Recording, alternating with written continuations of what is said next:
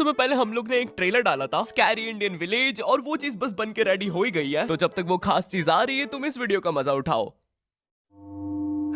ओए पापे ये देख, अभी रुक, बहुत इंटेंस माहौल चल रहा है इधर। तो तुम नहीं बताओगे मास्क के पीछे कौन है? बबले, तुम्हें मालूम है इसके साथ क्या करना है? इसकी छाती पे सबसे छोटी वाली चिमटी भर दूं कि निप्पल मरोड़ दूं? नहीं नहीं बबले, हम लोग विलन्स हैं, राक्षस थोड़ी ना। एक काम करो, गोटा फोड़ दो इसका। कृषु कृषु मैं कृषु, फैंटास्टिक फैंटास्टिक। ना ना ना ना ना ना ना, क्या कर रहा है ये? मेरे को कुछ सही नहीं लग रहा। जब भी मुझे दर्द होता है या अच्छा लगता है मैं यही करता हूँ। ये मेरा डिफॉल्ट फीचर है। ये सब हरकतें करने से तुम्हें कोई बचाने नहीं आ रहा है। ओए, मैं बचाऊंगा। क्या वो किसी की बूंद है? ओए, ठंड पै गई ओए। पापे तू मेरा हर खिलौना अपनी बूंद में क्यों ले लेता है यार? वो क्रिश वाला खिलौना मैं नया लेके आया था।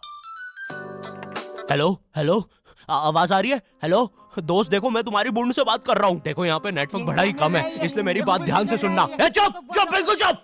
देखो दोस्त, मुझे नहीं पता मेरे पास कितना समय और बचा है, लेकिन क्या प्लीज तुम मेरे बीवी बच्चों को बोल दोगे कि मैं एक शानदार विलन की मौत मरा, ना कि ऐसे कोई अरे गहरे पाजी की बूंद में जाके। मेरे खिलौने जिंदा थे? अरे तू छोड़ ना, तू बता नहीं क्या बता रहा था? हाँ, तुझे पता है इस डिवाइस से हम किसी भी कार्टून में टेलीपोर्ट कर सकते हैं। पापे नहीं नहीं पापे।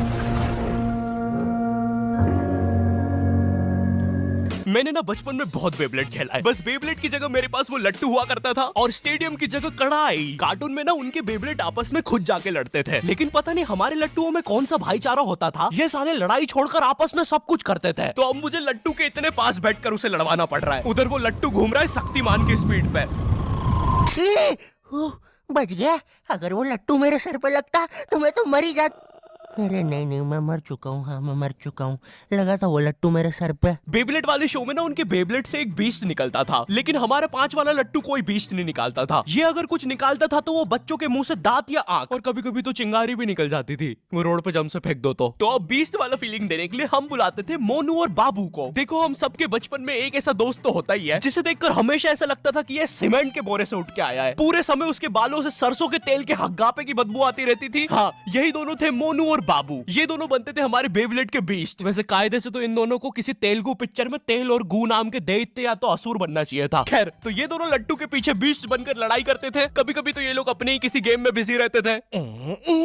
गोटियों का बादशाह, ला मेरे कंचे। ओए वो देख चिड़िया। किधर है चिड़िया? किधर है? ओए कोई बात नहीं दोस्त, तुझे तो पता ही है बाबू ऐसा ही है। तुम्हें पता है ना ये कितना जरूरी सामान है। वो देखो चिड़िया। किधर है? अरे किधर है चिड़िया? साला हमको झूठ बोला। तुम क्या देख रहे थे बे मोटे? आपको तो पता ही है सर, बाबू ऐसा ही है। तुम मेरी बीवी के साथ क्या कर रहे हो? चिड़िया। अरे रूम में कैसे आएगी? किधर है चिड़िया? अरे मेरी बीवी। तुम्हें तो पता ही है दोस्त, बाबू ऐसा ही। कौन है तू? अब तू कौन है? मैं तुम्हारी पत्नी का तीसरा बॉयफ्रेंड, अपनी बारी का इंतजार कर रहा था। और बस मैं ही नहीं, हम सब अपनी बारी का इंतजार कर रहे थे। चलो वो जा चुकी है। चलो भाई चलो, मुझे तो पता ही था, इससे तो कोई नहीं चला जाता। हमारे मोहल्ले के लट्टू वर्ल्ड चैंपियन थे सोंटी भैया, और इनके पास था एक विनाशकारी मूव। जब लट्टू पे लगेगा तेल, होगा मौत का खेल। अरे बाप रे, अगर एक बार वो लट्टू सोंटी भैया की बूंद में घुसा, फिर तो सोंटी भैया एक ही बार में पूरा मोहल्ला हरा देते थे। वैसे ये मूव बार बार करने के कारण सोंटी भैया के इंटरनल ऑर्गन डैमेज हो गए थे। देखो सोंटी, मुझे तुम्हें बताते हुए बड़ा बुरा लग रहा है, लेकिन जब मैं 5 साल का था, मेरा मामा मुझे बड़े बुरे तरीके से छूता था। और हाँ, तुम्हारे इंटरनल ऑर्गन्स में काफी गैप आ गया है, अब तुम कभी माँ नहीं बन सकते। हाँ मुझे पता है तुम पहले भी नहीं बनने वाले थे, लेकिन जस्ट इन केस। नहीं है कोई जस्ट नहीं है, ये जस्टिस इन द केस है। मेरी बीवी ने मुझ पे मारपीट का केस किया है। मेरा माँ बनने का सपना ही रह गया। वैसे तुम हॉस्पिटल में मोटरसाइकिल लेके क्यों खड़े हो? चलो निकल।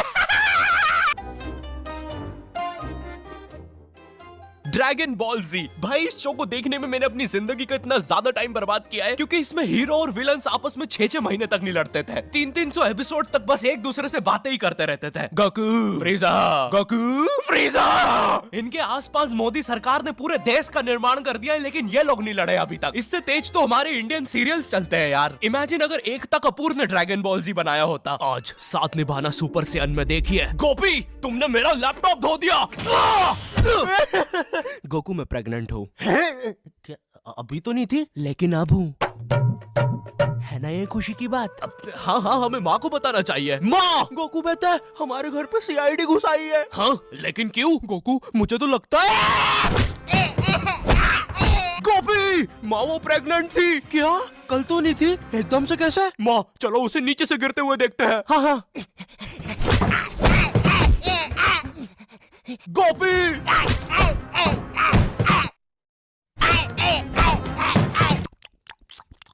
एसीपी पद्दुमन जी बताइए आप क्यों आए हैं? गोकू मुझे पता चला। ये आवाज काई की है?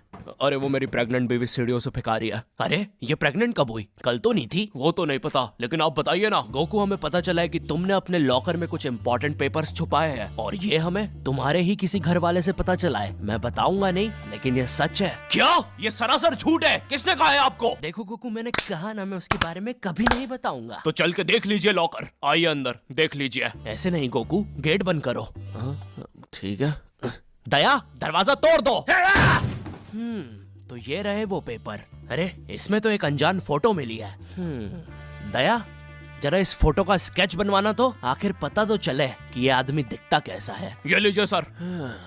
ये स्केच तो पूरा फोटो की तरह दिख रहा है दया। इसका मतलब जानते हो, ये आदमी यही है।